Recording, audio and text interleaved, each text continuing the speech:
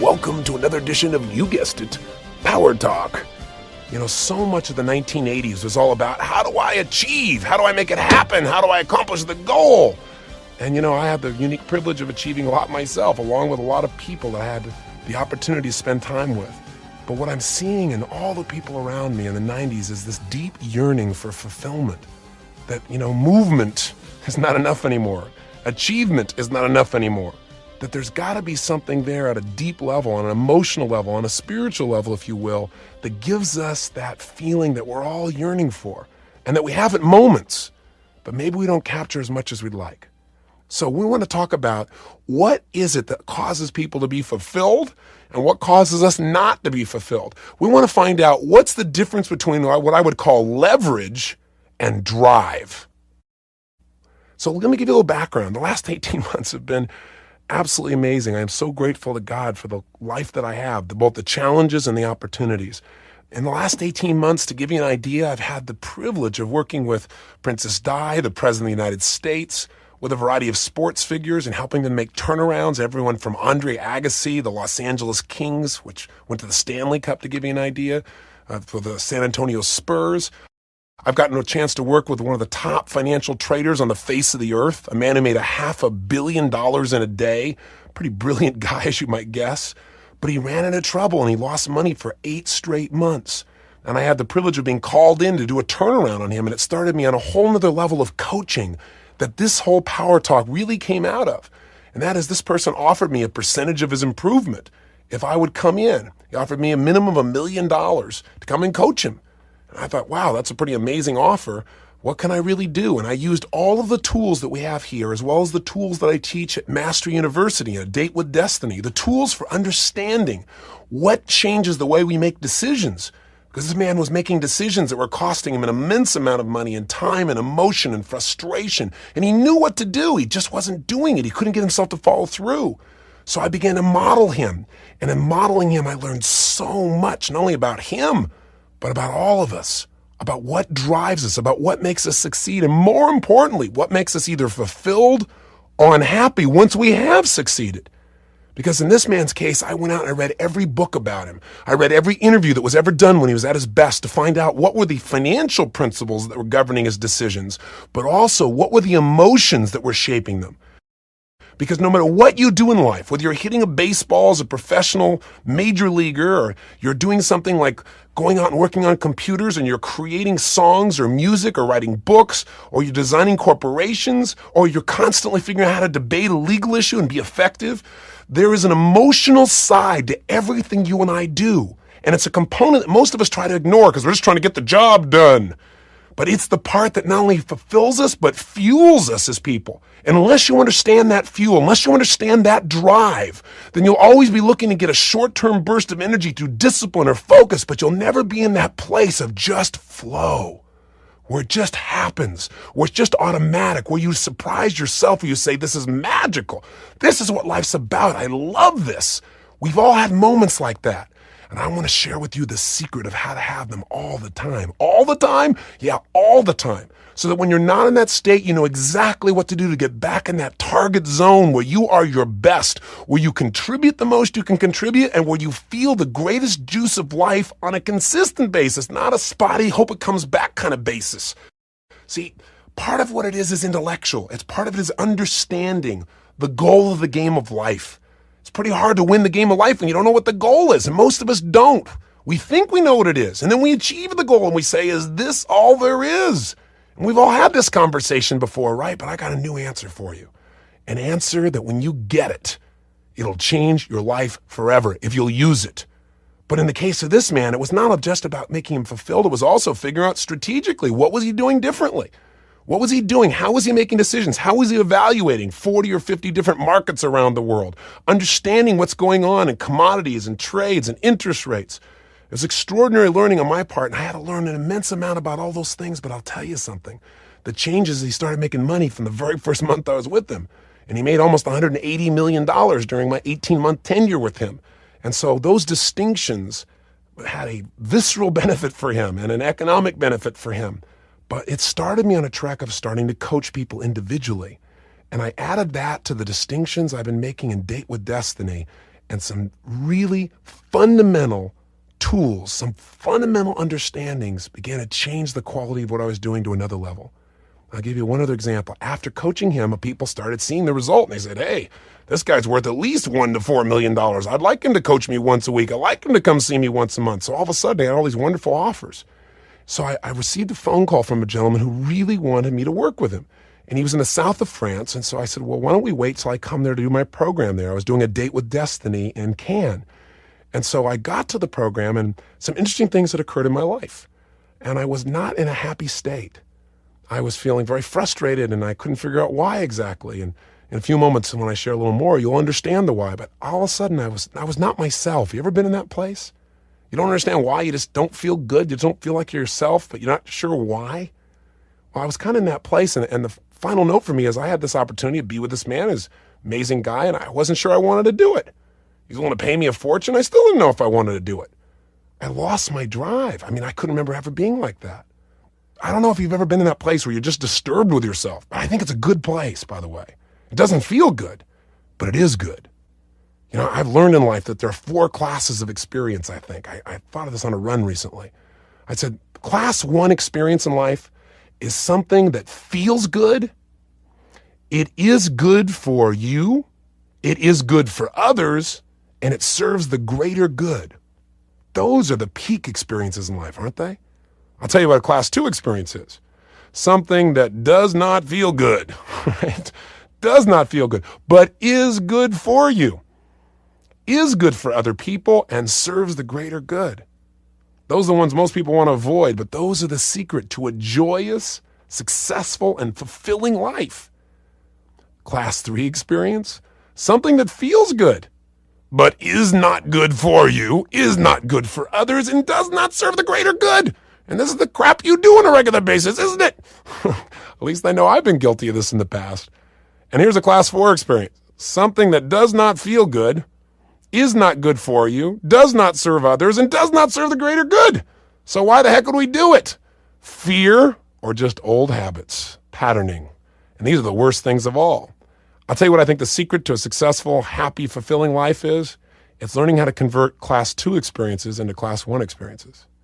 Learning how to take those things that don't feel good, but really are good for you, really serve others, good for others, and really serve the greater good, and making them a class 1, where it also feels good to do those things that are good for you, good for others, and serve the greater good. So here I was doing something that didn't feel good, but it really could serve the greater good. It certainly would serve this other person. It would serve me because, listen, for me to coach someone else, I learn. I'm the one who gets the greatest gift regardless of economics. The real challenge, the real ability is figuring out how to turn something around. And whatever I learn, I can apply to my own life. But I thought, why do I keep doing this? And I kept thinking, I'm seeing the same problems in people all over the face of the earth. In that seminar, there were people representing 28 nations. They'd all flown in to see me. And I'm reading them, and everybody's got the same basic problems worldwide. In fact, I said, you know what? There aren't that many problems. There's probably only about a dozen problems. So I took out a piece of paper and I started writing out what I called the dirty dozen, the 12 problems. And I'm not going to tell you what they are now because I'm going to save those for another Power Talk. Make sure you're still listening in on me. You don't bail after one little tape here. But I will tell you this. I got in the shower and I kept thinking, but why do people have these same problems worldwide? I don't care if it's a total top professional athlete. I don't care if it's this multi-billionaire that I work with. I don't care if it's a child in the South Bronx. I don't care if it's a person from India, from China, a person from Singapore. I don't care if it's from Australia, England, France, Italy. I don't care. The U.S., any place I've gone in the world, any place people have come to me, I see the same problems. So I got in the shower. Don't you ever notice how the most important things come to you when you're in the shower and there's no paper pencil nearby? I'm in the shower. I got soap in my eyes. I'm just at that moment. All of a sudden, wham! This stuff starts coming through me. Well, I've got the answer. My brain just goes, here's the answer. Here's the answer to why everybody does whatever they do. Here's the answer as to why everybody has the same problems. Here's what it is. So I jumped out of the shower, and I couldn't find the towel, soap in my eyes. I'm dripping wet. I'm running outside, running around naked, looking for a piece of paper. I got a pen. I start scribbling like crazy. I sat there for the next hour and a half writing. I couldn't stop writing. And my wife came in, look at me all sopping wet. The couch is soaked, right? The towel spread out someplace else. She said, what is the matter with you? I said, I've got it. Eureka, I've got it. And I really got it. She goes, you got what? I said, I got the answer. I got a whole nother level of answer. And I call it the 6 human needs. I began to realize It started like this. I'm in the shower, my brain said, same problems worldwide. But all these people in different parts of the world have different belief systems. They've grown up in different cultures. There are different rules, right? They have different backgrounds, different experiences. How could they have the same problems? And I thought, is it possible? Because all human beings have the same needs. And well, that would make sense. I thought, but why would they have the same problems? And I began to ask myself the question, is it possible that these needs are inherently in conflict? And that's why we have the challenge. I thought, nah, God wouldn't do that to us. I thought, no, it'd make life more interesting. Probably make us have to grow more. Probably make us try to figure things out. Let me play with this. And then all of a sudden it started coming through me. So let me just give it to you with no more buildup. You're saying, give it to me, Tony. What is it? Tell me. Here it is. There are 6 human needs. These are so simple, but pay attention and listen. Got a piece of paper? You might write them down.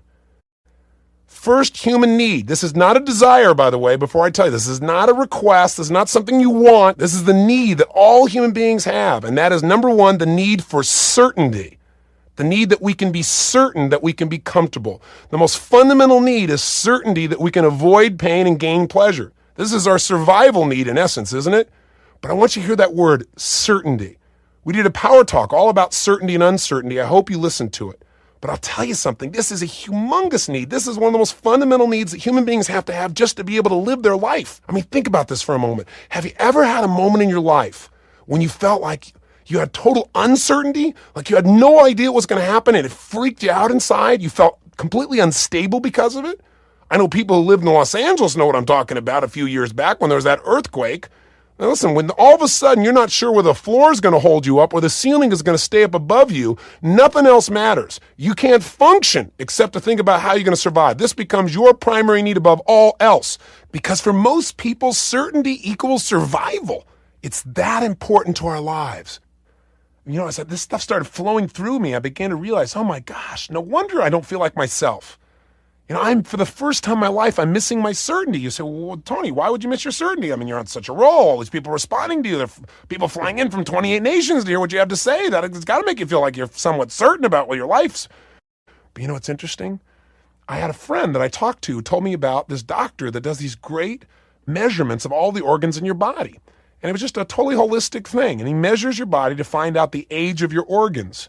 In other words, you might be chronologically, you might be 35 years old, but your liver might only be 25 years old because you've really done a good job. You haven't drunk a lot of alcohol, you haven't abused your body, or if you have been abusive, you might have a 50-year-old liver as an example. So I thought it was fascinating. I'm always looking at interesting ways of measuring and improving and so forth. So I went to see this guy. And so I did all these tests with him and everything else. And he said, God, your organs are in great shape and everything else. And he did some just standard blood tests and so forth.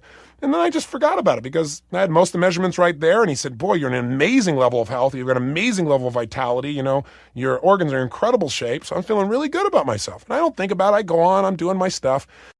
And, you know, each day I get my messages and I look down and this doctor's called me. So I'm so busy. And so I asked my secretary, I said, would you please call him and tell him I'm really sorry. I can't get back to him. I'm really busy, but just send me the report and, you know, that'll be great.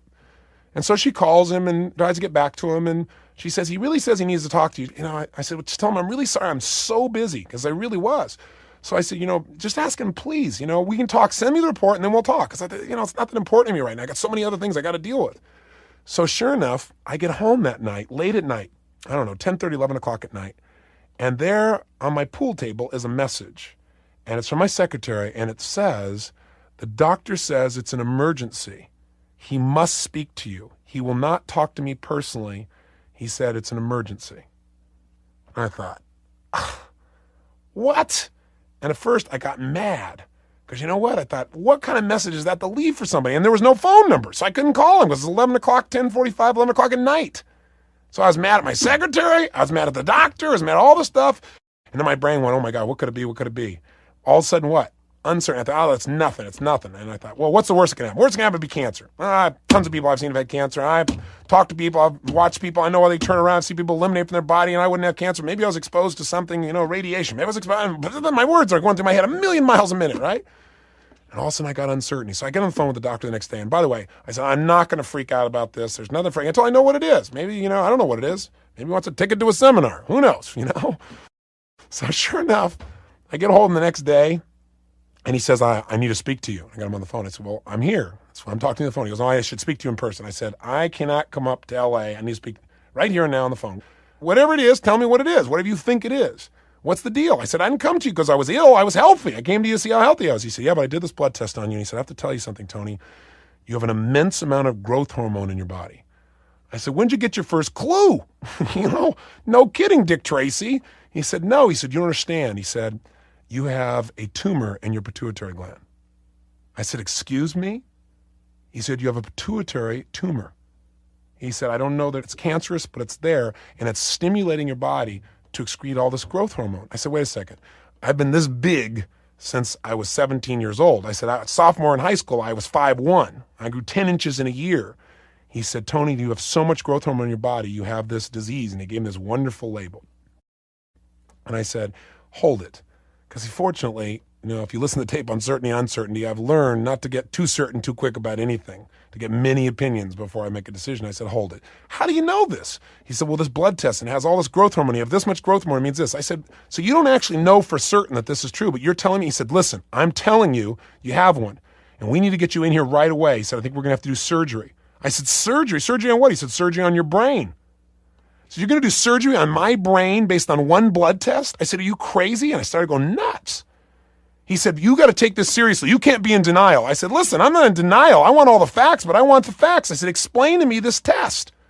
He said, well, I can't explain. It's too complex. I said, try me. I'm a pretty intelligent guy. Walk me through it. I was getting madder and madder, right? Because I felt like he's like giving me the voodoo curse. And he said, well, I can't explain it to you. I don't thoroughly understand it myself. It's a new test. I said, you don't thoroughly understand. I'm managing myself. I'm like starting to get you where I'm going to scream at this guy, right? And at the same time, I want to hear what he has to say. So long story short, you might guess what this did to me. I thought, he's crazy. He's insane. And my brain goes, what if he's not? And for the first time that I can remember since I made the changes I made almost 15 years ago, I felt this emotion of uncertainty at a scary level, like uncertain whether or not I'm going to live a full and long life. And I was like battling in my head, and I really have a great deal of pride of how I control my focus, and I did a really good job, but I had my moments where it would pop back in. I thought, this is crap. I said, send me all the material. I want to read everything about it. I'm going to study everything about this and read it for myself. But you know what? I started reading all this stuff, and guess what? Have you ever read about doctors, for example, when they're in med school? They start studying a disease, and sure enough, they find that they have all the symptoms. You start manifesting them. So I said, I don't even want to read this because I'm starting to create all these things in my head. I got to be so careful here. Plus, I got to go on the road. I'm not going to buy into this. So I went on the road to the south of France. And that's where this all started. And that's where all this sense of uncertainty was. The end of the story is I certainly got a lot of variety in my life from this, as you might guess. I met a variety of doctors, and they all tried to tell me how significant and unique I was with this problem that I had, but they didn't buy into all that, and it literally took me traveling around the world to get to 5 doctors before I finally got to someone who made sense to me and who could prove to me beyond a shadow of a doubt what I really believed, which was I was fine. And I went and did an MRI, and I said, I don't want to put anything into my brain. I don't want to put any radioactive dye into my brain. I got nothing wrong now. We stick that in there, I'll have a real problem. So he said, okay, well, we have this non-radioactive stuff that'll make the picture show up better. He said, I'm on your side. I agree. We over-test. I agree some of the tests are invasive and create problems. He was a great doctor. He said, but when you go do the MRI, he said, if they see an abnormality so we can see exactly what it is, when they roll you back out, they'll give you this stuff that's non-radioactive, but it'll make it show up. And I said, all right, on that circumstance only. So I got put in this MRI. You want to talk about uncertainty? This thing's shaking like crazy. You feel like on a little coffin being pushed in. I hope you've never had to have the experience. And sure enough, I'm in there for I don't know how long. The thing slides out. I'm ready to get off, and the guy says, don't get off. He said, we have to give you something. I said I wasn't going to take that. He said, you said you weren't going to take it unless there was an abnormality. And there is one. And I lay back down on the slab, and they push me back in the machine. And that's when you really have to practice everything you've learned, which I did. I said, I'm not going to get upset till I know exactly what it is, and whatever it is, I developed certainty by my faith. My faith that I'm here for a reason, I got a purpose, and whatever it is, I can figure a solution, I can make it happen. And if not, then I want to make sure however long I'm here, that I maximize it. I've done a pretty good job of that so far. I'll continue to do it.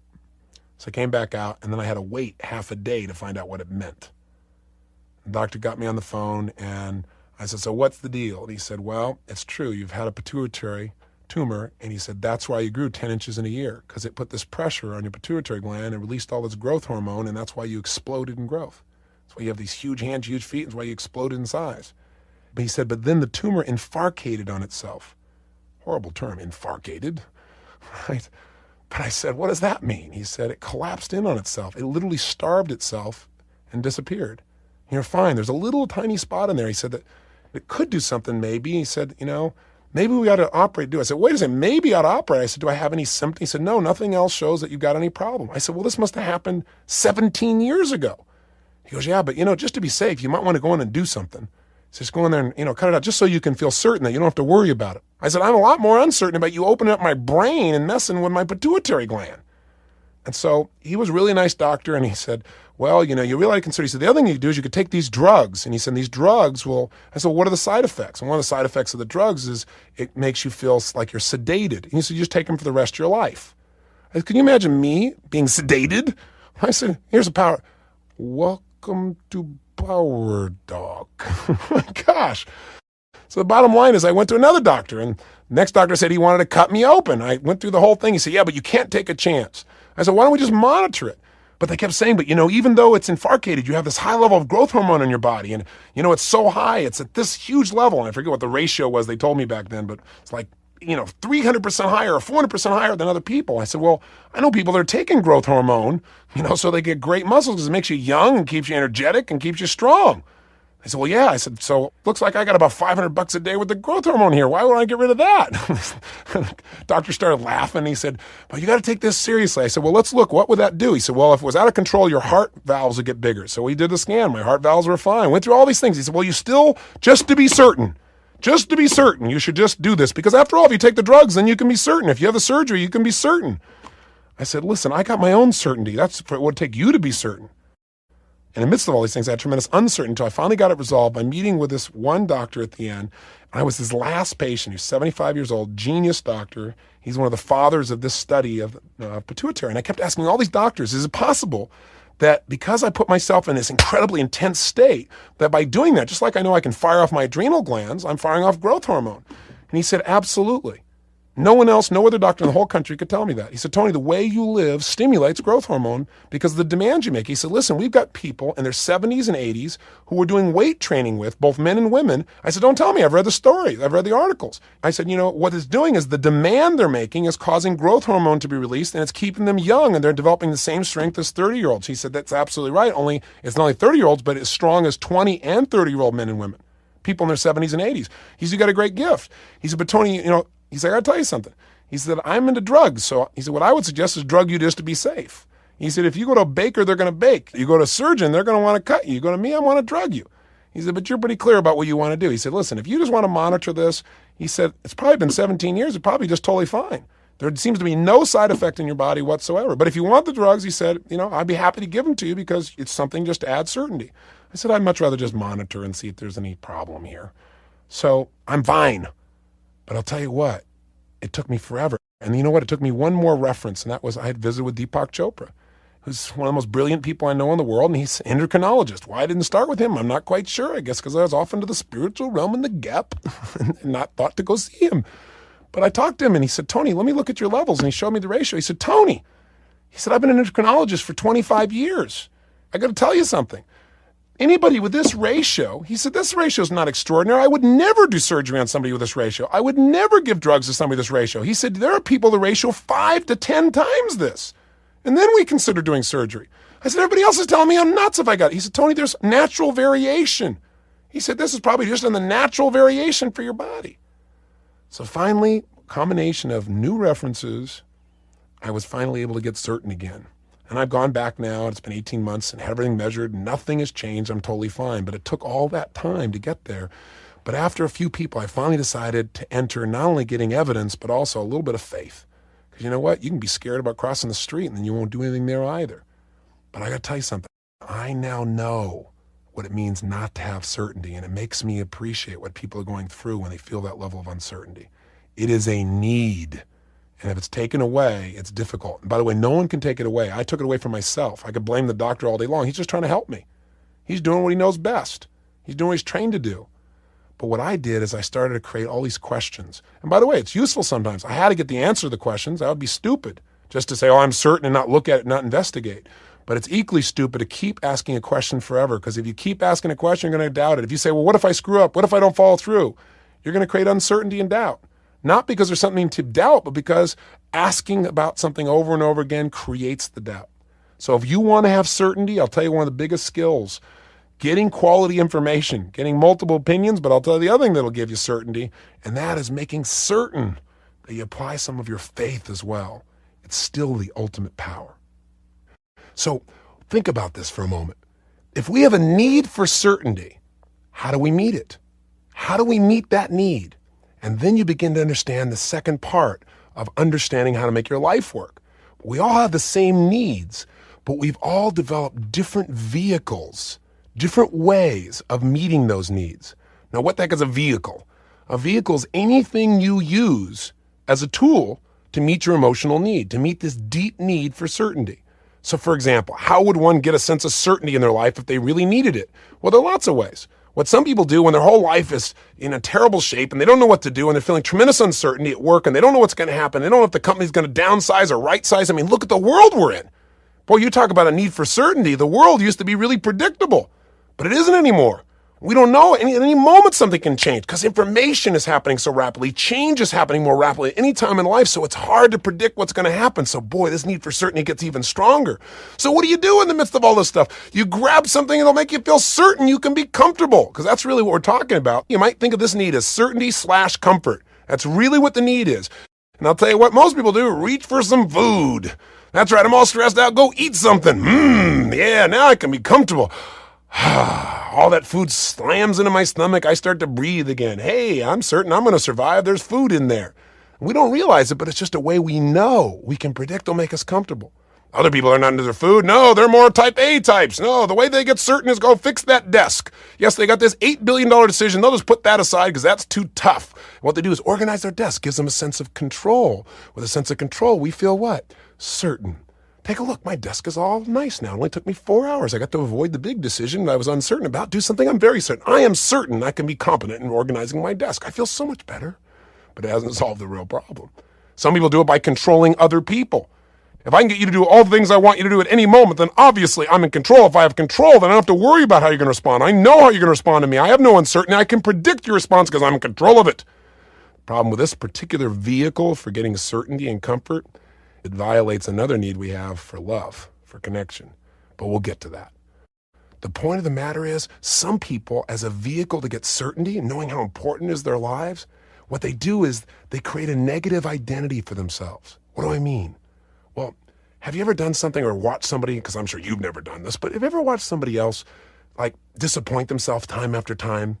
And then what do? They adapt. For example, let's say somebody procrastinates over and over again, and they really try to achieve something, but they procrastinate. Really try to achieve, and they procrastinate, and they're disappointed with themselves. Here's the simple way to get around it. All you got to do is say, you know what? I'm just a procrastinator. That's just who I am. Guess what that gives you? Certainty. Certainty that in the future you won't follow through, so you feel comfortable with it. So rather than being disappointed with yourself and upset and wondering whether you're going to follow through or not, you can at least predict it. Some people try consistency as a way to be certain. In other words, if I can just do the same thing today and the same thing tomorrow and I have the same basic regimen, then I can predict my life. I can predict my life. I have certainty. But again, the problem with that is the world is changing too rapidly. If you do the same thing day after day after day in business, you won't be in business years from now because somebody else is going to come by and do it better. They're going to use that little concept called constant, never-ending improvement. They're going to innovate, and you're going to be in the dust. So that old approach to prediction by consistency, it just doesn't work. The world is changing too fast. Now, what are some positive ways? And by the way, on these vehicles, think of it this way. Some vehicles are neutral. What I mean by neutral is, they meet your need, but they don't really improve your life. Some vehicles are destructive. They flat mess your life up if you use that vehicle, but the problem is you can go eat like crazy and feel comfortable each time you eat, but you're violating other needs you have in your life. But it's seductive. Are you following me on this? I know I'm kind of early in the discussion, but please catch this with me. In other words, sometimes we do something that doesn't really serve us, but it feels good, but it's not good for us. And it feels good in the moment because it meets one of our needs. For something to be a class 1 experience, it needs to meet all of our needs, or at least the vast majority of them. Now, what are some positive vehicles we could utilize in this concept of getting certainty? Because we all need it. It's not a question of whether we need it or not. It is an absolute need. Well, I can tell you one of the most powerful ones is to create a positive identity for yourself. To say, you know what? Instead of getting all worried, and by the way, what is worry? It's uncertainty, isn't it? You're worried it's not going to work out. You're worried this is going to happen. You're worried that's going to happen. Oh my gosh, what if this doesn't work? What if that doesn't work? It's a horrible state to be in. Here's the antidote to worry. Just being willing to decide that your vehicle for certainty is you're going to have faith. As I started to say, my core belief that's gotten me through some of the toughest times of my life is I really believe that I am guided. And I'm not telling you what to believe spiritually in any way, shape, or form. I respect whatever you believe. But whatever you believe, no matter what religion in the world we speak about, every religion talks about the power of belief, or specifically faith. That absolute certainty that comes from nowhere except that you decide to have it. And we forget we have that skill. In fact, I did a whole power talk years ago on faith. I hope you'll listen to it again if you haven't listened to it recently. But I'm telling you, another way is just to have a positive identity for yourself. I mean, for me, I have been through so many things in my life, and I'm sure you have too. We've all been through trying times when it looked so bad, times when it looked like it would never turn around, times when it looked like, everything was against you. When winter looked like it was going to last forever, when it seemed like there would never be a daytime, it was always going to be night. You've had those kinds of times in your life, haven't you? I know I have. But you know what's pulled me through? Is now at the age of 35, I've lived enough life, and I'm still a baby. I'm still a youngster in life. But I've lived enough life, I have enough experience that I can look back, and if you're smart, you can do this too. You can say, you know what? I've been through everything you can imagine. Whatever you throw at me, I always find a way to turn it around. I've got so many experiences when it seemed like nothing could work, and I found my way through it. Or I hung out long enough till it turned around. The season does change. It doesn't stay winter forever, even if you don't do very much. But if you get better, somehow it tends to affect your personal emotional seasons at least. And it certainly has worked that way for me. So what I can tell you is there are a lot of positive ways to have certainty. You can have certainty because you know that you're a giver. And since you're always giving, you don't have to worry about will you be taken care of. You believe in karma, or you believe in the concept of what you put out comes back tenfold. These philosophies, these belief systems will give you certainty. But how do most people try to get certainty? They use an artificial vehicle, and that's why they live in fear. They think that if they have enough money, they'll be certain. But see, no matter how much money you have, as soon as you get a lot of money, then you worry, well, what if somebody takes it? What if they tax it? What if somebody sues me? Then you got all those worries. So you still don't have certainty. Some people say, well, once I get a relationship with somebody I really care about, then I'll be certain. Then I'll be comfortable. Then I'll finally have that sense of pleasure. Because that's what we're really talking about. Certainty you can be comfortable. Certainty you can have pleasure and not pain. But sure enough, when you start interacting with another human being, guess what? You're going to have a lot more pleasure, and you're going to have moments, at least moments, where there may be a little bit of pain. Because human beings have conflicts that show up. It's part of being a human being. It's part of what makes us grow. So there are lots of ways to meet this need. But here's the real caveat. Here's where the real problem comes in. Let me ask you a question. What happens when you get totally certain? Well, the first thing happens, you feel confident, don't you? Yes, indeed. I feel pretty strong. I'm pretty good at this. And then after a while, when you absolutely can predict what's going to happen, when this happens, that occurs. You can just predict it. When you have total, complete certainty, what happens? Well, you lose your edge, right? Because suddenly you think you just know it, so you don't grow as much. But there's another phase beyond that. If you're totally able to predict, all right, let's say your spouse, I know what he's going to say again.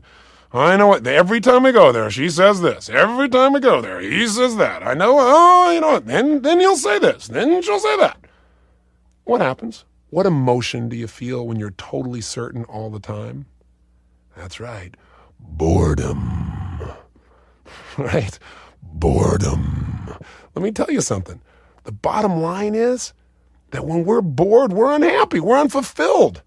We've got to be able to break through boredom. So guess what we do? The reason, and by the way, I want to make sure I'm clear about this. When you totally satiate a need, you get unhappy. And here's the killer. The killer is that you have a second need that is directly in conflict with this first need. But see, that's the paradox, because here's the second need, the second human need, the second goal of life is simply this. You need uncertainty. That's right. You need uncertainty. You need it. You don't just want it. You don't desire it. You may try to avoid it, but you need it. All human beings need uncertainty / variety, to give you another word. Because everyone, coming from our background, we have different linguistic representations. All that means is different words to represent what feelings mean to us. So when I say for you uncertainty or variety, you might substitute another word in your mind, like we all have a need for surprise. That's another way of describing uncertainty or variety. Or we all have a need for diversity or challenge or difference. I mean, this is where the excitement of life comes from. Certainty can give you that comfort, right? Certainty can give you that sense of peace. But see, if you just sit around in peace all the time, you're one bored sucker. You don't know what's going to happen. And I'll tell you something. This man who was inviting me to come see him, who I was in the shower thinking about, who wanted me to coach him, he had everything in life he could imagine. He had 2 daughters that totally love and adore him, think he's the greatest thing on earth. He has a person in his life who will take care of everything, his right arm. All he has to do is say, I want this, and it occurs. He's got homes all over the world. In fact, he had just won this big award because his home had one of the finest, or the finest home in the south of France, the finest garden in the south of France. You know, he has this amazing yacht. He has more money than he can spend in his entire lifetime. And guess what? He was totally depressed. Why? Why? I mean, here's this man's got all his dreams, and he's depressed. Because he was so certain he knew what was going to happen, when it was going to happen, how it was going to happen. I mean, he had no surprise in his life, no challenge, nothing he's uncertain about. He was working so hard because his whole goal, he said, Tony, I just want to be at peace. I just want to be at peace all the time, he said. And I don't know what it is. I had a hard time being at peace. Well, guess what? You're never going to be at peace because you're not designed to be at peace. If you want to be at peace, go get dead. That's dead. Dead equals peace. Right? Life is movement. Life is emotion. Life is feeling. And guess what? Our Creator was smart enough to give us needs that appear to be in conflict, but actually serve us. We have a need for certainty, and simultaneously we have a need for uncertainty. And that is a paradox. You remember what paradox means? Paradox simply means you have 2 things that appear to be in conflict, but they actually are complementary. They serve us. And I'll show you how it works if you're smart, if you know what to look for, if you pay attention to what I'm talking about right now. Because here's what you do. Think about it. How do we get this sense of uncertainty in a positive sense? We just said we don't want to be totally uncertain, but we don't want to be totally certain either. Either one of those is a terrible place. If you're totally uncertain, you're freaked out. If you're totally certain, you're bored. And I'll give you a quick example. Think about this. How do you get that sense of variety in your life? And when is it triggered? Well, let's take a context. Let's look at relationships for a moment. So let's say in the very beginning in a relationship, what are you looking for? Well, you're looking for a lot of things. And I'm not going to mention them all because they meet some of these other human needs. And I want to keep you in a little bit of suspense and not confuse you. So let's just look at one need. Part of what you want is you want certainty that this person is somebody who really cares about you, right? This is somebody who really loves you. This is somebody that you can depend on if you're going to be in a relationship. This is somebody that you're going to be stimulated by mentally, emotionally, psychologically, sexually, every sense of your life. So, but what happens when you're totally certain in a relationship? What happens? You get bored. So then what do people do? Well, they have a need for uncertainty. So I'll tell you, they do one of several things. Suddenly they find that uncertainty, that variety, that challenge in their work. And the person says, why aren't they home with me anymore? Because there isn't the same level of variety. There isn't the same stimulation. Or they finally decide this is the wrong person for me, and they leave that person. They say it's just the wrong relationship. It's boring. It's not stimulating anymore. It's not growing. I need more variety in my life, so I'm going to go out with somebody else. Goodbye, our relationship's over. Or the person may cheat on this person. In fact, here was one of the big questions I've had over the last 4 or 5 years, especially at Date with Destiny, because I've realized throughout the years that what controls human behavior is our beliefs and our values. And I would see people, and I'd read, and they'd share with me their personal lives, and I'd see this person as really a good human being with really high standards for themselves, really high values as an example. And I'd read about this woman and she'd be cheating on her husband. And I'd be thinking, but this is totally in conflict with her values. How could this be? And then it became obvious when I understood the 6 human needs. She was very comfortable with him, but she had no surprise. There was no challenge. There was no creation. There was no uncertainty there. And she wanted it so bad. So she chose a poor vehicle. And as a result, now here she's in this, and she felt bad about it. But you know what's interesting? People will violate their values to meet their needs. It's not a good thing.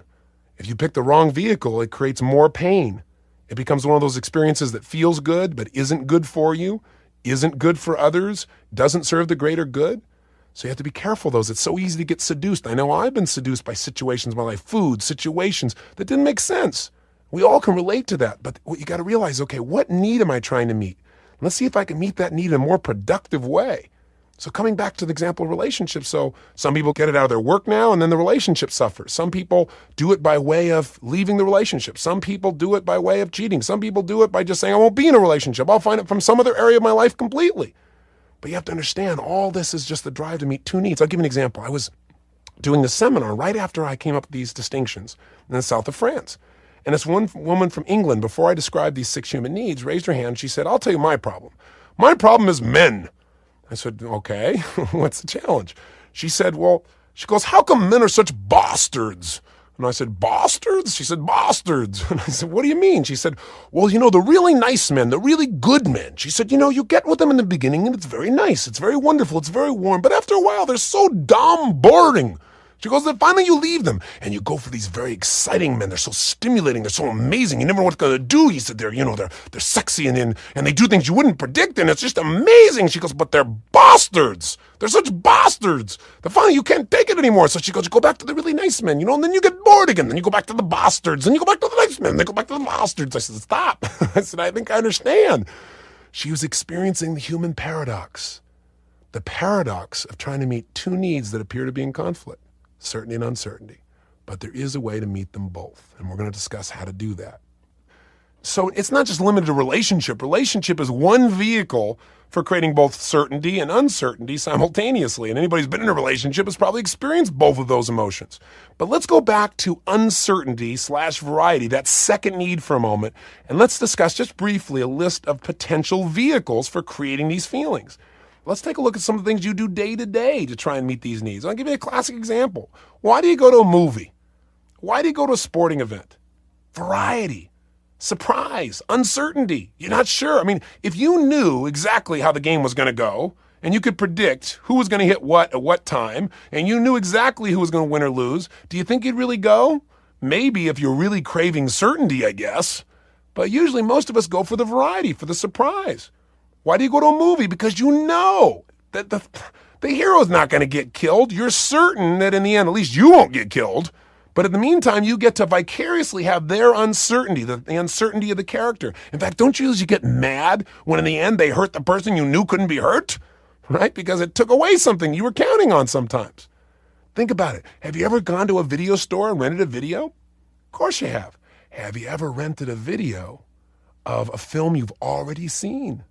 I bet you have. Why? Why would you rent a video you've already seen? Well, the answer is obvious. You're certain it's going to feel good. And you're also hoping you've forgotten enough that maybe there'll be some variety for you there. See, that's the bottom line. Now, what are some of the other sources? Well, some people use alcohol. I mean, culturally, we reinforce this idea that alcohol is a way to instantly create a change. Because think about it. When we talk about variety or uncertainty, we're talking about a state change. We're talking about changing the way we feel. And when you drink alcohol, or if you take a drug, you have an instant change in your biochemistry. You have an instant radical change in your state. But I want to remind you of something. These are destructive ways of meeting your needs. They may meet your needs in the short term, but they'll cost you in the long term. These are class 3 experiences. They feel good in the short term, but they aren't good for you. They don't serve other people, and they don't serve the greater good. And it's so easy to get seduced into these vehicles. But I want to tell you something. The reason we don't give them up is because they meet some of our needs. But I want you to think about your needs in one more distinction. Think of each one of these needs on a 0 to 10 scale, where 0 is no fulfillment and 10 is total fulfillment. By drinking alcohol, for example, you might feel a sense of variety, a change of state, that on a scale from 0 to 10 might feel as good as a level 3. But it's not totally fulfilling, is it? Because it's going to bite you the next morning. And you know it. So it's not totally fulfilling. Unlike something where there's no downside. It only feels good. Those tend to give you a level 9 or 10. So one of the seductions in life, as I mentioned, is that very often we want to make a change. And we say, why can't I get myself to change? Why can't I get myself to stop overeating? Well, I'll tell you one reason. Because right now you perceive that eating gives you certainty, you can be comfortable, and it gives you variety. Or you perceive that doing drugs or using alcohol, you're certain it'll give you a change of state, a surprise, a variety. So it's very difficult when it's meeting some of your needs, but it doesn't meet all of them. And part of what I'm going to show you how to do in this tape is to develop some new patterns of fulfillment. So you don't just get rid of something. If you ever try to stop smoking, and smoking used to make you comfortable. Smoking when you're bored gave you something to do, gave you some variety, some distraction. If you don't find a new vehicle that's just as easy to use, that'll give you that comfort and variety right away, then you're going to go back to smoking. You're going to go back to drinking. That's obvious. That's the biggest problem. Discipline never works because discipline says, I'm not going to do this vehicle anymore. But discipline's not enough because if you don't replace the vacuum, your needs still have to be met. So you go back to the old vehicle you know works. Doesn't work perfectly, doesn't work well, but it works enough that you're going to keep doing it. Does that make sense to you? What else do people do? I'll tell you, in relationships, what some people do, things get so certain, they pick a fight. Because guess what? This relationship's too predictable. It's too good. Let's do something here, create a little variety in here. And they don't do it consciously, but they do it unconsciously just to get some difference going. Now, some people just go get a new relationship for variety, or they go get a new job, or they get a new location to live in. But the problem with all these is they don't last. You can get variety by a simple conversation. If we have a stimulating conversation about some new idea, it's fun. It's variety. But it doesn't have anything negative to do with it like some of the other things we've mentioned. You can take on a brand new challenge, and taking that challenge creates some uncertainties in a positive sense that'll make you grow. You can do something like learn something new, or you can do what I call re-chunk your focus. Start to notice the little things. I'll give you a good example. My wife, Becky, she is one of the greatest human beings on this earth, and I'm a little bit biased since she's my lady, but I love her so much. And I'll tell you one of the things I love most about her is that we can walk anywhere in the room, little room, big room, doesn't matter where, and she gets so excited about the little things in life.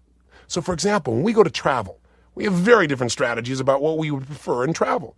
Me, I like to see, 9 countries in 8 days. It's like Eiffel Tower, got it, next, She's like, she has this word, she says, honey, can't we just mosey through this place? And I'm like, mosey? What do you mean, mosey? She goes, yeah, just kind of mosey along. Oh, I said, I don't know, honey. I don't know if I can do that. She goes, well, couldn't we just, putter along? Putter, mosey? These words freak me out. Putter and mosey? I'd be bored silly puttering and moseying. I got to do all these other things. I got to achieve these things. Got to make it happen. Got to notice it. Got to experience it. I want to experience the whole life. What are you talking about? But honey, puttering is so cool. We'd been on this incredibly intense schedule, and we were flying over to go to the south of France. I thought, she's been so good. I got to do this her style. I want to support her. She's so supportive of me. So I said, well, you tell me, you design the ultimate vacation for these 3 or 4 days. She goes, well, we'd stay in one city for 4 days. I said, okay. And she goes, and we just putter around. I said, oh, God, yes, okay. So she set us up to go to this place called Portofino. And I thought, you know what? We're going to be there for 4 days. I got to figure out how to enjoy this. So I thought, you know what? I'm going to adopt Becky's strategy. And I didn't realize what I was doing until later on when they came up with these 6 human needs, but I was re-chunking my focus. I said, I'm going to stay in the same place and experience total variety. I'm going to see all the things I normally don't see. I'm going to feel all things maybe I don't notice and feel. I'm going to hear things I don't normally hear. I had 3 or 4 of the best days of my life because I was able to get so much variety in the same location. So hear me now. I don't care what you do for a living. I don't care what your environment is like. There is variety there. You just have to look for the difference. But see, unless you know what the goal of the game is, you're going to miss out. You got to say, how do I get variety? And by the way, that's what I want you to answer right now. How do you tend to get certainty in your life that you can have comfort? Do you avoid situations, for example, that you think might be confrontational because then you're at least certain you can be comfortable? Of course, it never works long term, does it? Because it's really not good for you. It's not good for the other person. Feels good. Doesn't serve the greater good. What class is that? That's right. Class 3 experience. You want to avoid class 3 experiences. And they're very seductive because in the short term, they tend to meet a little bit of your needs. But I want you to think about this. Each one of these needs, whether it be certainty or uncertainty, this need for comfort or this need for variety, they have a 0 to 10 scale. 10 is total fulfillment. 0 is nothing. A lot of times, for example, you could go try and control other people and be somewhat successful at it. So you feel a level of fulfillment of maybe level 4 on a 0 to 10 in the area of sense of certainty. I'm controlling people. But it's not really totally fulfilling. But it's fulfilling enough you may not change. So I got a question for you, because I'm going to show you how to change these things if you want to in a few moments. Tell me this. How do you try and get certainty in your life? How do you try to be certain you can be comfortable? You can avoid pain and gain pleasure. What are some of your strategies? What are some of the good ones? What are some of the ones that may not be so good? I want you to think about that. Because by the end of this tape, I'm going to have you make a list of these. You don't have to write them down right now, but I want to start planting the seed in your mind. How about variety? What are some of the ways you create uncertainty in a positive sense? What are some of the ways you create surprise in your life? How do you create those kinds of challenges and that diversity? So now we understand the paradox between these two needs. What do we need? We need certainty / comfort. Certainty we can be pleasurable, we can avoid pain, and we need uncertainty, a sense of variety and surprise. And there is a way to meet both of these. Now, let's go to the third need. The third human need, the third goal of life for all human beings, whether they know it consciously or not, is we all have a need for significance. Significance. Now again, we all have different words, different linguistic impressions of what these emotions mean. So I'll give you some other phrases that mean significance. We all have a need to be needed. That's one way of being significant. We all have a need to feel important, a need to have a sense of purpose in our life, to feel like we're unique in some way, to have a unique sense of meaning for our lives. That's all about significance. This is not a desire. This is not something you just want. This is a need. This is up there with your physical needs. This is the emotional need of your life that drives all human beings. And this is the driving force in human beings' lives. So what do I mean by this? What are ways we do this? Well, let's look at vehicles really quickly. One of the ways that you can feel significant is tear everybody else down.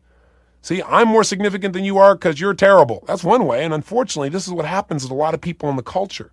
Another way to do it is violence. Listen, if I live in the hood in LA and no one's paying attention, they make me feel like I'm unimportant. I pull out a gun and stick it to your head. You watch how fast I'm significant. Instantaneously, I'm a significant person.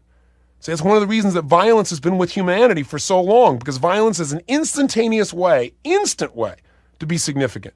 If you didn't have any education, any background, you didn't work at anything, you've been frustrated, overwhelmed, you're violent, you're significant. And unfortunately, it works, and that's that. When something works, when something meets a need, you're going to see it over and over again. Because if there's one phrase I'd like you to think about, it's this: whatever human beings do, they have a reason. And the reason is, at some level, they believe that their current behavior, their current approach, either consciously or subconsciously, they believe it's going to meet one of their needs. Even if it hurts other needs, they know it's going to meet one of them, so they do it anyway.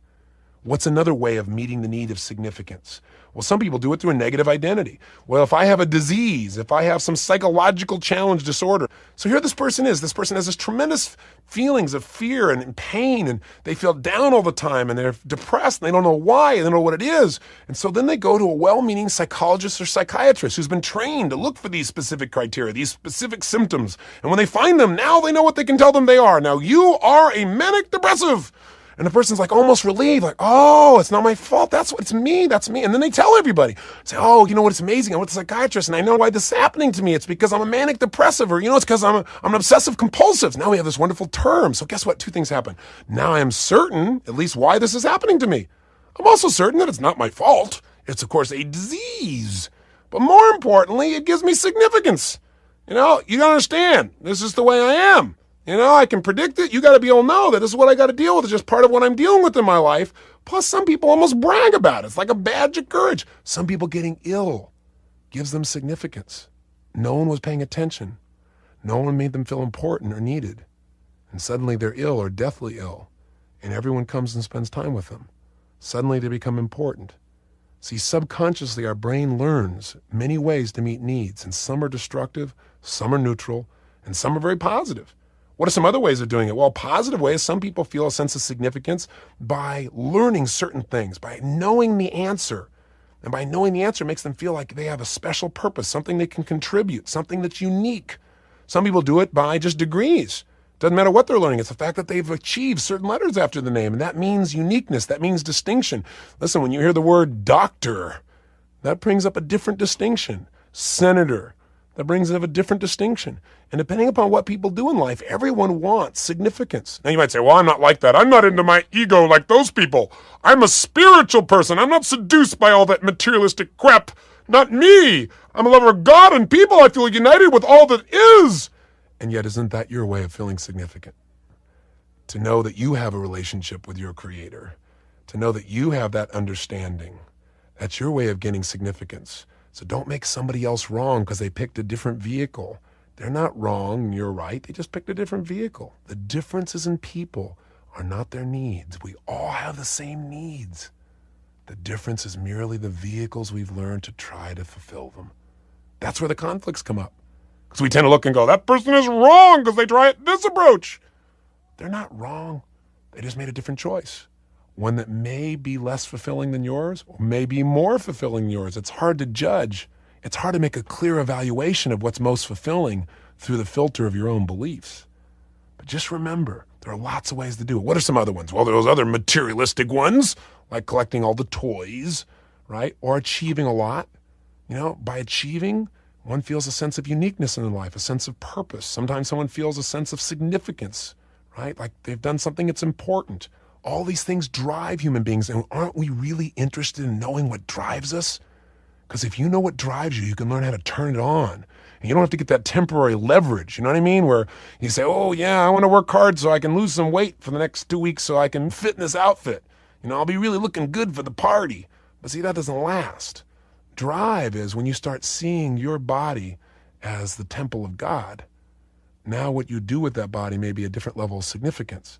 Remember what I've said. If you change your perception, you'll change your level of fulfillment in any one of these 6 human needs. And I know this idea may not have taken root yet, but it will. You'll begin to understand as I wrap these up.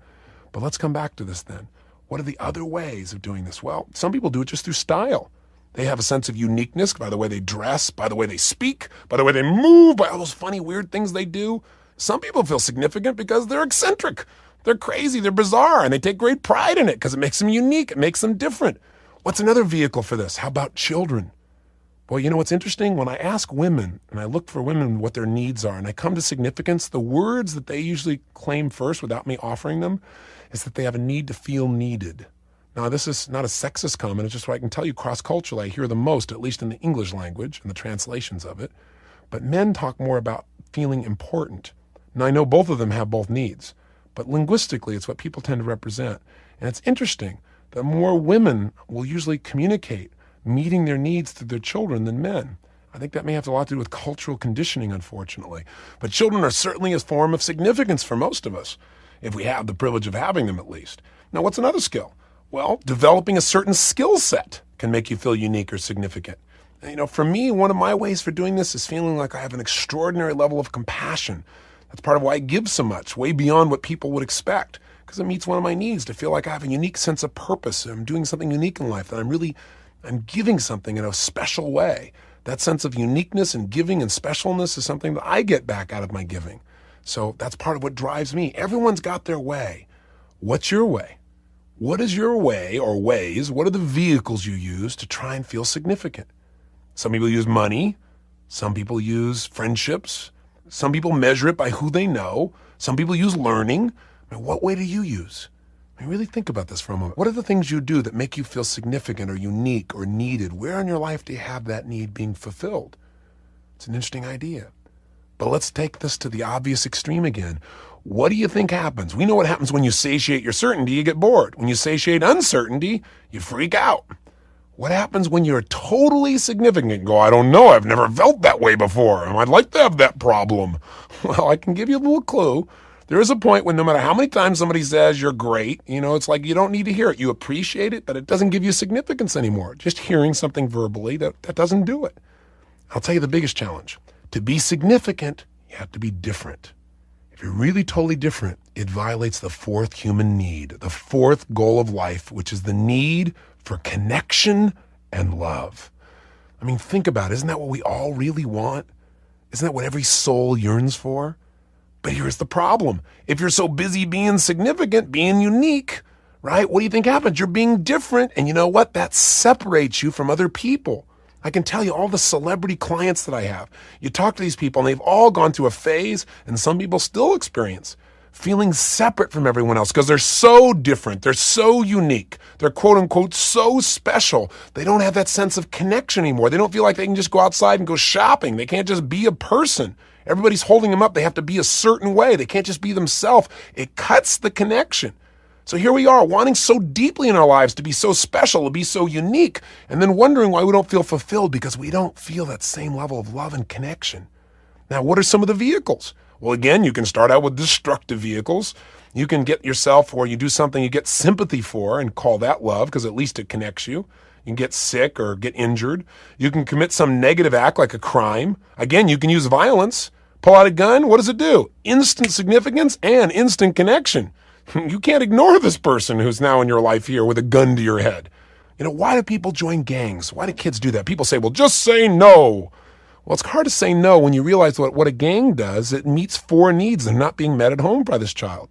Number 1, when you join a gang, what do you have? You have a sense of connection and love instantaneously.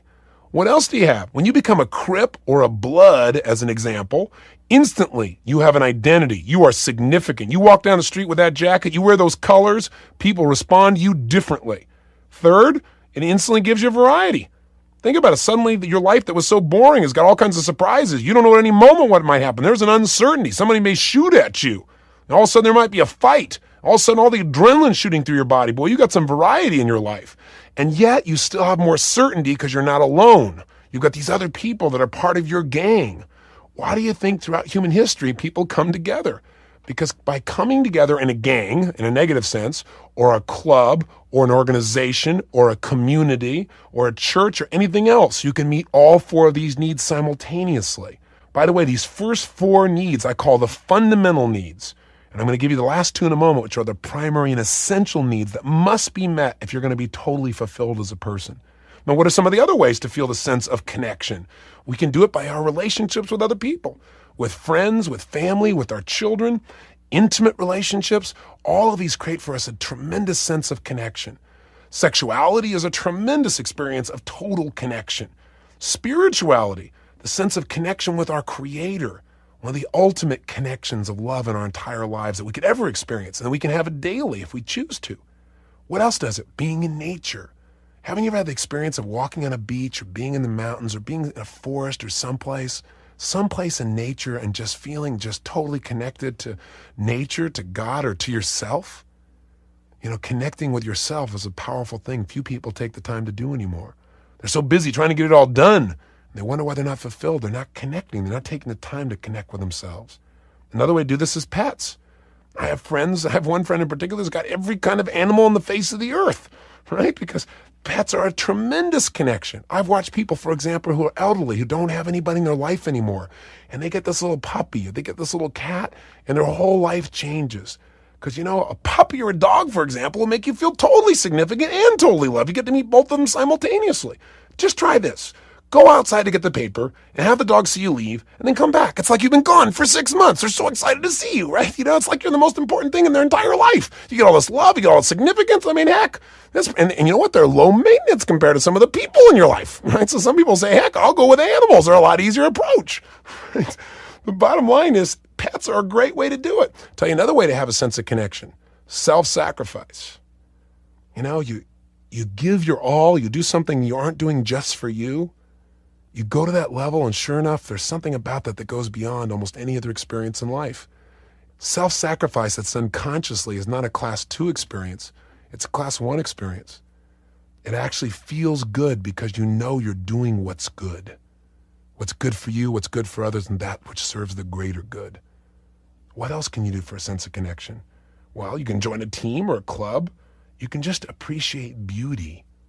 Just looking at a piece of art can give you a sense of connection, right? There's so many ways. Some people do it by going to the movies and they get connected to the person on the screen.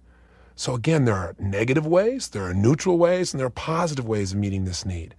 But here's where the paradox comes in again. Let's take a look at an example of relationships. Going back to that example. Remember we saw the challenges that happen between the need for certainty and uncertainty in a relationship? Well, let's use the same context of relationship around significance and connection and love.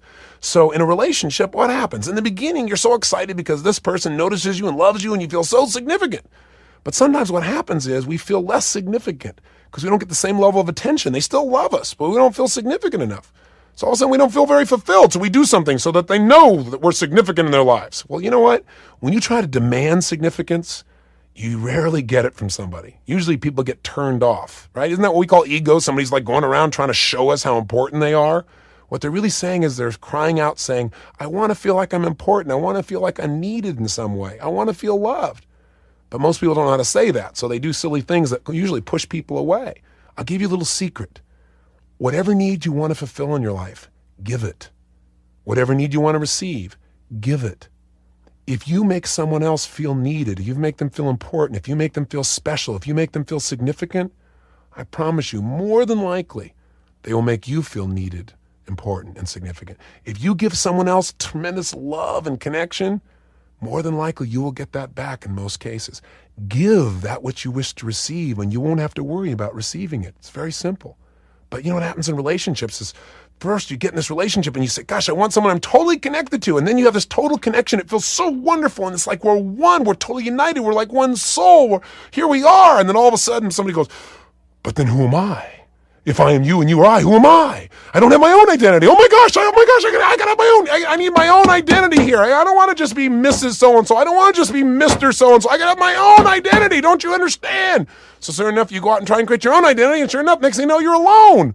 You go, oh, but I don't feel connected. Oh, but I want to be. Oh, do you see the paradox? It happens in everything. It happens in business, happens in relationships, happens around financial issues, happens around virtually everything in life. So this is the challenge. That's why we see the same problems. People have different vehicles. They try to meet their needs. Usually they meet their needs very weakly. On a 0 to 10 scale, they do 2, 3, or 4, and they're not satisfied enough to really be happy, but they're not dissatisfied enough to change. That's a scary place to be. So let me tell you this. You can meet these first 4 needs and still not be fulfilled because you have to meet the last 2. The way you approach the first 4 needs will determine whether you're totally fulfilled in the last 2. The last 2 are these. The 5th need is the need to grow. We all must grow. Everything in life is either growing or dying. There is no in between. The law of life is everything must serve a purpose. And if you aren't serving a purpose, you're out of here. And when you die, your body will serve a purpose because it'll turn into dust that something else can grow from. The law of life has got to grow. So everybody's got to grow. And we are not happy unless we're growing as people, period. There's no way around it. I don't care how much you've achieved. I don't care how many people think you're wonderful. I don't care how much you have in your life. Growth is it. And if you doubt it, look at people who are the best in the world at what they do, who everyone else seems to admire, but they're not happy. I can tell you why they're not happy. They stop growing. That's why you got to always, no matter what standard you've achieved, you got to always have a high standard for yourself. You got to know the next level is right around the corner and you got to keep going for it because growth equals life. And then the 6th need is the need to contribute, the need to go beyond yourself. These 2 are the primary essential needs of life because they're the laws of life. Everything in life must grow. Everything in life must contribute in some way or it's out of here, right? It's eliminated. That's the way life works. Everything must serve a higher purpose. Everything must ultimately serve the greater good, not just itself, or it will not last, including you. So think about this. Aren't you most happy when you know you've done the right thing? In every one of my business seminars, I always end the seminar. We spent the whole day, and people are usually attracted because they want to come learn strategic influence, these skills that they can use in their businesses to be more effective, immediately be more successful in negotiation or persuasion or influence or selling. So they're drawn because they think by this vehicle, they can have more certainty in their life. They'll be able to have the money that they think will give them certainty because they'll be more successful in business transactions. Or they're there because they want some variety from their day-to-day life. They go, this seminar will be fun, it'll be stimulating. This crazy guy Robbins, I know it'll get me going. Or they're there because they think it'll make them more significant because with that success will come significance. Or they think if they can influence more, it'll connect them to people. But I got to tell you something. At the end of the seminar, I always tell people, you can do all these things. You can be the most influential person. But you are not going to be happy unless you contribute beyond yourself, unless you do something, not because you gain from it, just because it is right, because it is good. And I know you've done that. There's a great little book out that came out years ago called Random Acts of Kindness. It talks about just doing something where no one knows you did it. You're not doing it to be acknowledged. You're just doing it because it's a great thing to do. And that's a wonderful feeling. I think it's one of the richest feelings a human being can have. So if these are our 6 human needs, if these are our 6 goals, then what have we learned? Here's what we learned. First of all, you can meet these first 4 needs in destructive ways and thereby feel a little fulfilled, just enough that you're really not happy, but you're not dissatisfied enough to change, and you will not be fulfilled because you won't grow and contribute, which are the ultimate primary essential needs. So for example, you could get certainty in your life by controlling everybody. And on a 0 to 10 scale, maybe that feels like level 3 of pleasure, of fulfillment.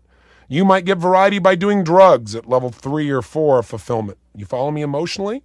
And then if you go to significance, you might do it by tearing everybody else down, therefore making yourself feel more significant. That might give you a 3 or 4. And you could have connection and love by, getting sympathy all the time or being demanding and noticing that people are responding to you and then calling that love, which it isn't. But you know what? These approaches will not cause you to grow. They will not cause you to contribute, and therefore you will not be fulfilled. And that's a pretty scary place in life. When you're doing all the things you think you're supposed to do and you're achieving it all, and you're still not fulfilled. Now you'll know why. These same 6 human needs, by the way, are the needs you have to meet with someone you're negotiating with in business, as an example. I mean, if you want to make sure the people of your company are incredibly inspired, then help them to see how they can meet all 6 of their needs through their job, because if they do, they'll be there at 7 o'clock, 8 o'clock at night. I mean, if you come to Robbins Research, there's a rather unique situation there. You show up at our company at 8 o'clock at night, and there's all these people there. And they got in there at 8 in the morning or 7:30 or 6:30. But you know what? No one's asking them to. They're not there on overtime. They're there because they love what they do so much. It's just so fulfilling. Some companies, people go off to their bowling league afterwards because their bowling league is giving them more fulfillment than their job.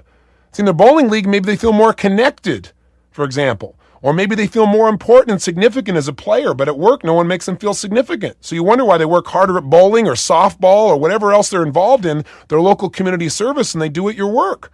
If your work is about contribution to people's lives, maybe they won't be looking for another vehicle. Maybe that vehicle itself will be so powerful and riveting, you'll see a transformation to peak performance. Remember what I've said to you here, that whenever someone's at peak performance, it's because they believe their 6 human needs are being met. And as long as they feel that sense they're being met, they are driven. They don't have to be pushed. You don't need to get leverage and say, well, I'll give you a little bonus if you'll do that. They do it because it's fulfilling. That's the ultimate drive. Somebody sues a person. Very often somebody sues a person. It's not about money. They know they can't win the lawsuit. But what they've done is, boy, I'm significant. You don't think I'm significant? I'll sue you. I'll show you how significant I am. And also now I'm connected to you, whether you like it or not. It's interesting how often people go through a lawsuit, and it's because somebody feels mad, they feel hurt. So it's the only way they feel certain that they can get a sense of significance and connection, even if they lose. Because I can never understand why some people would sue somebody knowing they didn't have a chance of winning. It's an interesting process. Or I'll give you a positive example from our business. We're in a very exciting time because for years I've said there's got to be a way to reach even more people. And I've certainly done that through tapes. We've had 25 million of these things distributed worldwide. And we've certainly done that by way of travel. I'll be in 9 countries, to give you an idea, in the next 90 days. But I said, you know what? I'm going to burn out doing that. You know, I keep doing bigger seminars, reaching more people. Books, tapes help me to reach people without being there. But there is nothing as powerful, with Power Talk, as good as I feel about this, as being in the presence of a person who's coaching you. The reason is because they can see you, they can give you feedback, and plus, there are no distractions. It's not like, you're in your car and then the phone rings, or you're at home and then there's a distraction that occurs there. Somebody interrupts it, or it's mealtime. When you're at a seminar, it is total concentration of power. You are living it. And there's a big difference between that and running off and doing something a little time or two. So that's why I still do them. But the problem, of course, is, getting to them, time, etc. So what I finally came up with is United Artists Theaters came to me and asked me to come watch a demonstration. It was a demonstration of what they call the 21st century learning environment. And what they did was they took all these United Artists Theaters. They have 110 million people that go through these theaters each year. But Monday through Friday, from morning till about 5 o'clock, they're empty. So somebody said, let's link these up by satellite. And then we took a brand new technology that's a brand new screen technology that is phenomenal. And they said, let's make every seat long duration seating. Let's put 12,000 watts of sense surround sound in every theater. And let's put a personal communicator at every single chair so that whoever's communicating from wherever they are, every theater in every part of the country, and then, by the way, there are 9 countries, I can ask a question and you can type in the answer, and I have it in 30 seconds tabulated on the screen to know each country what people said, what men said, what women said, however we want to divide it. Plus, you can ask me a question and everyone in all the other cities in the world can see you and I can see you, and vice versa.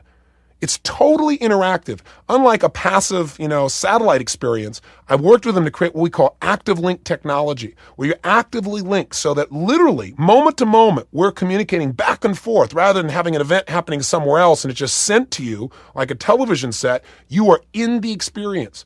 So anyway, they were telling me all the things they wanted to do with this. And long story short, over 7 months, I was able to negotiate with them. I now have a 7-year exclusive for all educational formats, which means anything educational that I want to take through can go now through 30 cities in the United States simultaneously. We'll have 60 by the end of the year with 30,000 seats and 100 by the next year with 50,000 seats. Now, here's the big question. Could this really work? Because they all said, well, we know it'll work with entertainment, we think. We know it'll work with concerts, but a seminar? They said, how long a seminar do you want to do? I said, well, probably 3 days. They said, 3 days? People will never sit in the theater for 3 days. Are you crazy? Why don't you do a 3-hour seminar? I said, no way. I said, I want to give people the most we can. We want to change their lives. You're not going to do that in 3 hours. They said, people will never sit in a theater, in these dark little theaters for 3 days. I said, sure they will, because we're going to change the environment. It's going to be totally different than anything they've ever experienced. I had total, complete certainty we could get this thing done. So with my certainty, I started to influence them, and I cut an unbelievable deal. But then we got down to the last moments, and guess what happened? They got uncertain. First, they were excited. They said, this is totally significant. I mean, totally can bring something to us we've never seen through anyone else. I mean, they came and watched the seminars. They saw people from 42 nations at the program, people on headsets learning in other languages. And they said, if they're having a good time from 8:30 in the morning to midnight, this could work. But sure enough, the last minute they start going, I don't know. And they start shuffling back and forth and not certain the deal's going to work. They said, well, we want to see a test. I said, well, I'm not going to do a dog and pony show for you. But I realized, they need it for certainty. I'm certain they're not. So I said, let's do it. I'm doing my 12th anniversary of my first live seminar in Vancouver. It's coming up shortly. I said, let's do that event in 2 other cities simultaneously. So we chose Denver and San Diego.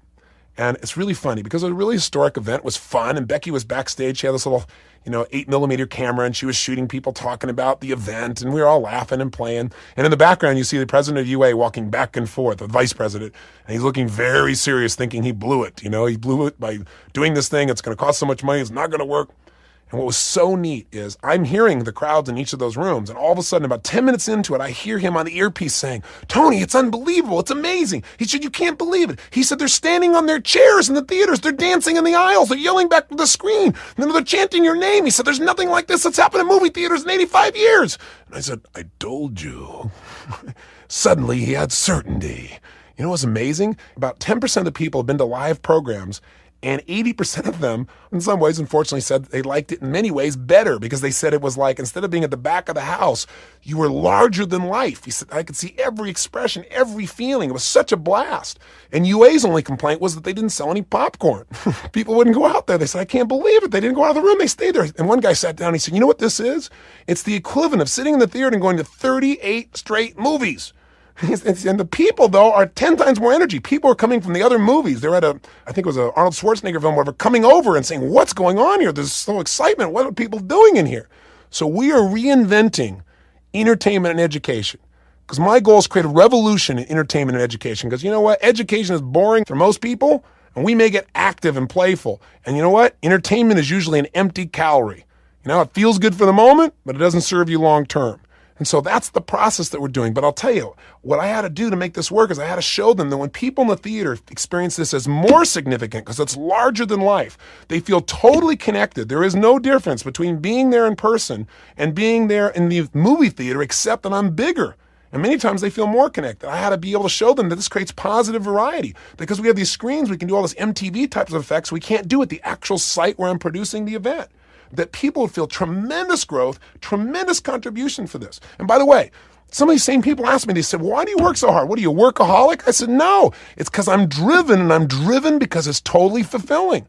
When I walk into a date with destiny and I look around, I know before I walk in the room with total certainty that I can help anybody there make the changes they want if they're committed to it. Not because I'm such a genius, but because I've been with 1 million people from 42 nations. You don't have to be a genius. I know I've dealt with virtually everything that exists. There aren't that many problems human beings have. There are all these offshoots, different stories. It's the same issue. It's the same ways of dealing with it. It's easy. And now it's just art, because what I have is a total sense of variety. Every time I do it differently, every seminar is different.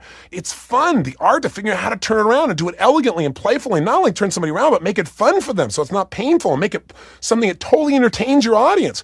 We're not in an information age. We're in an entertainment age. People want to be entertained and educated. They don't want to be educated first. This edutainment term, I think, is absurd. I said, I get total variety, total stimulation. So does my audience. They feel total pleasure. They're laughing. They're having fun. They're certain it's going to feel good. They have unbelievable variety. They never know what I'm going to do next. They never know what's going to occur. So their needs are being met. My needs are being met. Significance, they're dealing with the most significant issues of their life. And I have the sense of significance of knowing that I'm contributing. And people give me all this tremendous feedback. How could I not love it? And to know that there are very few people in the world that can do what I do. Not again because I'm a genius, just because this is my skill set. This is what I focused on for years. So I have skills in this area few humans have. And that's pretty exciting. It feels very unique to be able to do that. Connection and love. The whole seminar is connection and love. I get all this love, but the people also give love. From me, from each other. growth. We're growing like crazy and we're contributing to each other like crazy. How could I not be driven? How could I not love what I do? Do you get it? Boy, if you just find a few vehicles, a few of them to meet all your needs, you cannot believe. You won't have to motivate yourself. You won't have to get yourself going out there. You won't have to give you a little push, listen to your little pump-up tapes. You listen to your tapes to get educated. You listen to tapes maybe to get entertained, maybe to remind yourself of the issues, but you'll know what to do because the drive will be inside of you. And you know what? You already have this in some areas of your life. Think about it. Where is there an area of your life where there's something you love to do that for you is effortless? I virtually guarantee you that a minimum of 4 of these 6 human needs are met by that activity, and probably all 6.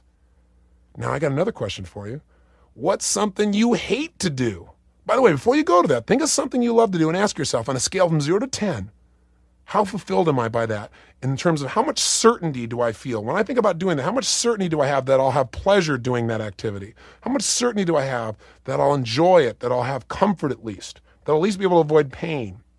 And then go to variety. How much uncertainty, how much variety on a scale from 0 to 10 will I have by participating? How much is different? You know, how much of this will make me feel a sense of significance or uniqueness or feeling needed? And how much of this will give me these feelings of connection and love? How much of this will give me growth on a 0 to 10 scale, contribution? And again, if it's something you love to do, I promise you, under your current strategy for perceiving things, appreciating them, noticing them, under your current strategy for doing things, you feel fulfilled in all 6 categories. So now think of something you hate to do. Something you absolutely hate to do. What's something you try to avoid doing if you possibly can? Now, some people say, well, there's nothing I hate. Well, what's something you would prefer someone else did? Think about it. And some people say, well, cleaning my house. On a scale from 0 to 10, what's your level of certainty it'll give you pleasure or comfort? -2. It's a waste of time. I hate it. Right? It's just a waste. Makes me uncomfortable because I'm wasting time on other things I could be doing that are more important to me. What's your sense of variety in cleaning your house on a scale from 0 to 10? -2. There's no variety in cleaning. That's the same house, the same crap. It's in the same place. You know, it's boring. You know, what's your sense of significance cleaning your house? Significance? There's no significance. 0. You know, connection of love, 0. Growth, 0. Contribution, 0. It's not too hard to figure out. But do you know something? There are people, men and women, that if I ask in a room, who here loves to clean their house? I get a couple of people that raise their hand and say they love to clean their house. And you know what? We all want to hire them. Right?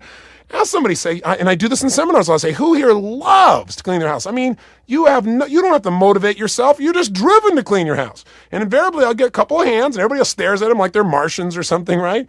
And I'll say, tell me, ma'am, do you have a sense of certainty that you're going to pleasure when you clean your house on a 0 to 10 scale? She said, absolutely. She goes, you know what? When everything else in my life is so stirred up, I go clean my house. She goes, I feel like I got control over it. I feel good about things. I feel happy. You know, it's part of it is I have time for myself. And I know I do a good job, and I'm certain I can do a good job, and I can complete it and get it done. Do you have a sense of variety from cleaning the house? And this lady says, well, of course I do. Well, what's the variety? She goes, well, every day you go, you don't know what you're going to find. Your kids put something new down. There's always something new in different places and different ways, and, you know, you got to wash different things, and there are different colors, and plus I often listen to your tapes, you know, so I'm hearing something different. I'm learning something while I'm cleaning. I said, you don't get significance from cleaning, do you? She goes, well, yes, I do, because I do a darn good job. I do a better job than anybody, and I know how to get the whitest whites. And they go on and about this. And they'll say I get a level 10 of significance from cleaning my house. How about connection to love? You don't get connection to love from cleaning. Yes, I do, because when I'm ironing, I pray for my children. I feel connected to them. Like, wow, I never stopped to think about that when I'm cleaning the house. What if I did? Maybe I'd be more fulfilled. You see, if you had a different strategy, you could do something that once was boring and feel very fulfilled by it. That's where modeling comes in. How about growth? You really grow? She goes, yes, because I listen to tapes. I think about different ideas. I ask myself questions. Plus, I solve new problems in the house, new challenges. Of course, I'm growing. 10. Contribution goes 10. Nobody else will do it. I'm contributing. That also, by the way, makes me unique because no one else will do it. 10, 10, 10, 10, 10, 10. Interesting. So now let's relate this. I'll give you a couple of good examples, and let's relate it to you. But first of all, think for a moment. What is something you hate to do? What is something you hate to do? And ask yourself, this thing I hate to do, or I'd prefer other people do. What's my level of certainty that I'll have pleasure or at least avoid pain by doing this, that I'll be comfortable doing this? 0 to 10, what's your level of certainty that it'll be pleasurable? I'd be willing to bet it's pretty low, isn't it? Maybe it's 0, maybe below, maybe it's 2, 3, or 4. What's your sense of positive variety on a 0 to 10 scale? That there'll be positive surprises or differences in this activity. Probably one of the reasons you don't like doing it is you don't see there's much variety. For you, it's the same old thing. Other people enjoy it because they see variety in it, but you don't. 0 to 10, yeah, you're probably in that minus level, 1, 2, that range, right? How about significance? This thing you hate to do. How significant does it make you feel? How important do you feel unique when you're doing this? My guess is pretty low or 0. How about the sense of connection and love when you do it? Think about it. How connected? How much love do you feel doing this thing you hate to do? My guess is pretty darn low again. How about growth? You might go, yeah, I grow doing it. No, I don't mean do you grow. I say when you think about doing it, how much growth do you associate to it? Probably very little. And again, contribution, you go, yeah, I contribute. Again, I don't want to know if you contribute. I want to know, does it feel, when you think about doing this, do you feel like you're contributing? Many times you do contribute, but you don't give yourself credit, so that's why it doesn't feel fulfilling. Does this make sense to you? Anything in life can be totally fulfilling if you know what the goal of the game is. All you got to do is organize the game to meet it. So in the next Power Talks, I'll give you some strategies for understanding how to change the patterns that don't work and replace them with patterns that do. But I'll tell you the first step, awareness. You've got to be aware of what's really driving you. You got to be aware of why you're doing what you're doing so you can make a change, so you can find a new pattern for fulfillment. Instead of making yourself wrong, going, why am I so terrible? Why am I sabotaging myself like this? You are not sabotaging. You're trying to meet your needs. And you're probably meeting 2 of your needs and violating 4, and that's why you don't like it. But when you try to change it with just discipline, it won't work. You must become a designer of patterns of fulfillment. And we'll talk more about this in an upcoming Power Talk. So I've given you an immense amount here, way too much. In fact, I teach a lot of this at Mastery University and at Date with Destiny. But I didn't want you to wait to hear this. I wanted to give you these fundamentals now because this is a tape I hope you'll listen to again and again. Whenever somebody does something that you don't understand, whenever you do something you don't understand, and you want to create a change, ask yourself, what needs is this behavior meeting? And how could I better meet my needs to a better behavior, a better vehicle, a better approach? What could I do? How could I change what I'm perceiving about this, what this means to me, what I'm appreciating so I enjoy it more, so it feels like there's more variety or feels more significant? You know, what could I do to change the way I go about it? Maybe I can add music to what I'm doing and that adds variety to this thing that felt boring. Maybe I can do something that's contributing to other people while I'm working on something that I need to change in myself. Maybe then I'll feel more of my needs being met. There are lots of ways. So in the coming Power Talks, let's talk about ways to improve this. But here's your assignment for right now. By the way, is this interesting? I hope you've enjoyed this. I hope I've at least captured your mind. I hope. And I have a certain level of certainty that you have a hint of how important this really is. That you have a hint that these 6 human needs, understanding them is the ticket to changing anything and understanding any human behavior. So here's your assignment. Very simple. I want you to write down in a journal, someplace, something you love to do, something you absolutely love to do that for you is virtually effortless. I mean, you really, other people may think it's difficult, but you get immersed in it. And I want you to write it down, and then I want you to make yourself a little 6 boxes. And those are the top 4 are the 4 fundamental needs. The need for certainty/comfort. You can avoid pain, gain pleasure. The need for uncertainty/variety. That there can be surprise, difference. The need for significance, feeling you're needed or important or unique, or that you have a sense of purpose. The need for connection and love. And then those final 2, the need to grow and the need to contribute. And under each one, write down on a scale from 0 to 10, how much does this fulfill me? I guarantee you're going to find out something wonderful. 4 to 6 of these are met at a super high level, and that's why it's effortless. Then find something that you hate to do. That's your second assignment, and measure it 0 to 10. As I said, you're going to find these are low levels. And then here's the kicker. Here's where the real value comes in. As your third assignment, pick something you don't like to do, but you need to do it. It's one of those class 2 experiences, right? It's something that doesn't feel good, but you know it's good for you. You know it serves others. You know it serves the greater good. Pick something like that and make it a class 1 experience, something that even feels good. And the way to do that is say, what could I do so that when I thought about doing this activity I used to not enjoy, I could feel certain it would feel not only comfortable, but pleasurable. What could I believe about it? Maybe I could believe that I'm being guided. Maybe I could believe that it's really serving other people. Maybe I could get some instruction that makes me feel like I have more skill, so I'm more certain in this area. What could I do on fundamental need number 2? What can I do so there's more variety in this? Maybe I add music. Maybe I get other people involved. Maybe I do it in a different way. Maybe I don't know which room I'm going to start in to do this. I don't know what it is, but I do something different. Maybe I manipulate the environment. I don't do it in one room. I move from place to place while I'm doing it. There's so many different ways. Maybe I start noticing little things I didn't notice before. What can I appreciate differently? What could I perceive differently so I'd feel more variety, more surprise? What could I do physically? What would my strategy be so it feels different? Need number 3, how can I really appreciate how important this is? Like a lot of times I hear moms say, ask them, what do you do for a living? And a person will say, well, I'm just a mother. Just a mother? It's the most important job on the face of the earth. I mean, it's a sad place in our culture today that people say, I'm just a mother. They don't realize how significant that is. Not mothering our children, not having somebody there who's constantly there, giving them certainty, giving a sense that they're important, giving them connection and love, helping them deal with the uncertainty in life and learning to appreciate uncertainty and variety, helping them to grow, contributing to their lives and their souls and their spirit. You get a more important job in life? But our society doesn't reward that enough. So how could you begin to appreciate what you do as being more significant? For example, I talked to this gentleman one time who was the founder of LA Gear. And he was saying, Tony, you're so lucky, you're so amazing that you get to deal with people's lives like this and people just love you for it. And he said, I just make tennis shoes.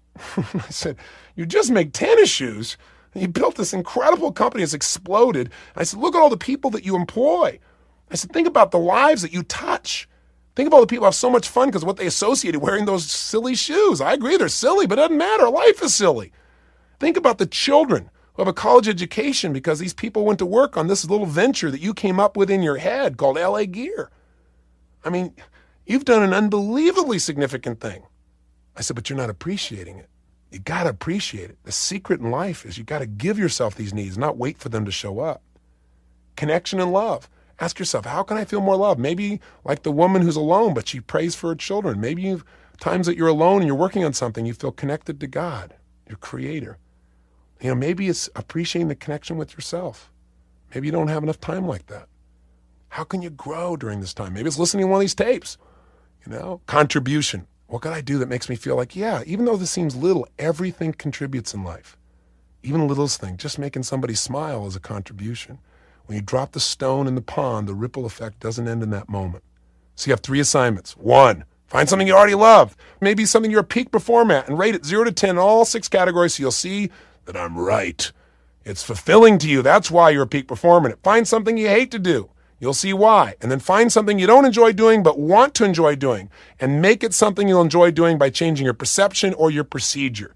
A lot of homework, but invaluable. I don't know anything I can give you that'd be more valuable for you now. So I'll look forward to seeing you again next month, seeing you on Being in a Visual Mode, being with you again next month. And until that time, take care of yourself. Meet all 6 of these needs. Don't just get leverage. Unleash your drive. And be sure to live with passion.